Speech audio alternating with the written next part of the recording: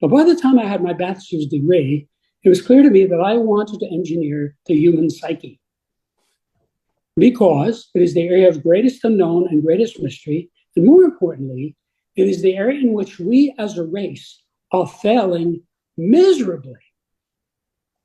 95% of the problems in industrialized society are because people don't understand people, don't understand the wife, don't understand the husband, don't understand the son, don't understand the boss, et cetera, et cetera. This goes in all directions.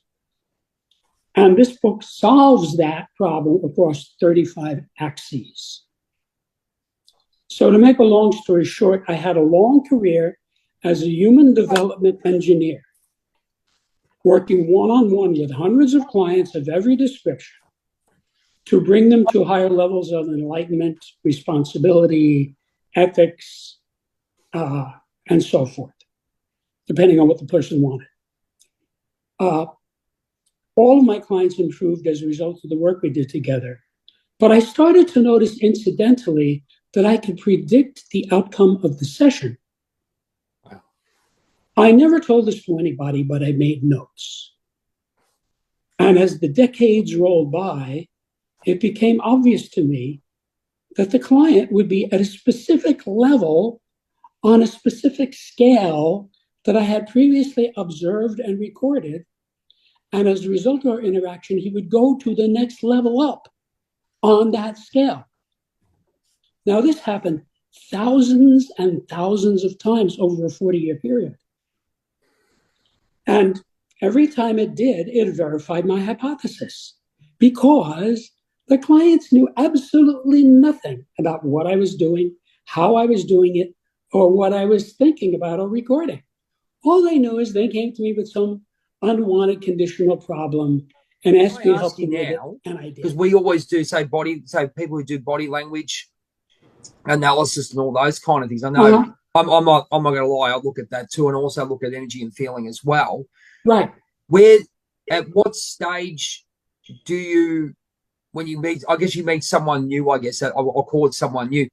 At what stage are you looking at them and going, okay, they're at a level, whether they sort of connect with you or whether you sort of, do the human thing, go, okay, this person might be at this level. I might not be near them. I might not need to be near them, or whether you keep them in your life, or whether you, depending on what level you keep them in your life, whether it's, on a level of, hello, how are you? Or whether it's on a deeper level. So this book will actually tell you where you should go on that scale as well.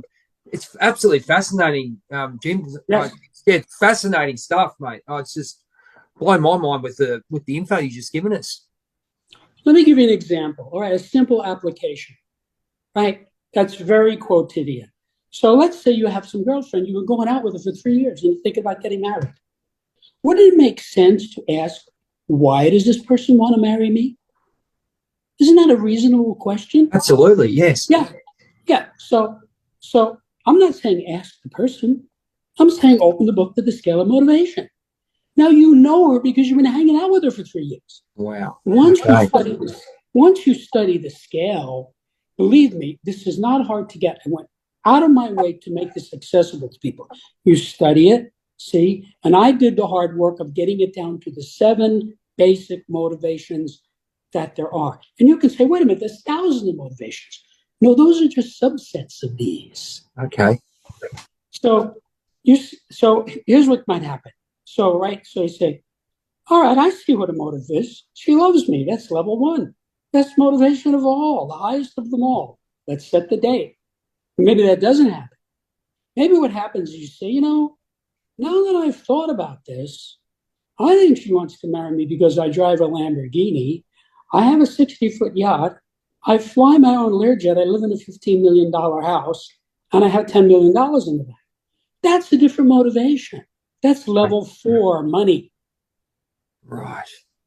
I'm not saying it's good or it's bad, but it's what it is. Okay? It is what it is. That's right. Yep. Right. Just like this is a tulip and this is a rose. Yes. Okay? So now what you do with that is up to you. That has nothing to do with me.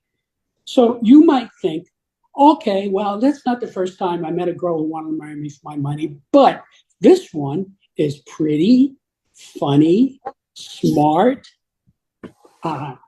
We get along great. We have a lot of fun together. So I'm going to marry her anyway. And you may live happily ever after. That could happen. I'd like to take this time to shout out our supporters at Liberty Bullion, the best gold, silver, and platinum traders in Melbourne, even Australia. If you want to give them a call, their knowledge, their customer service is second to none. Back to the show.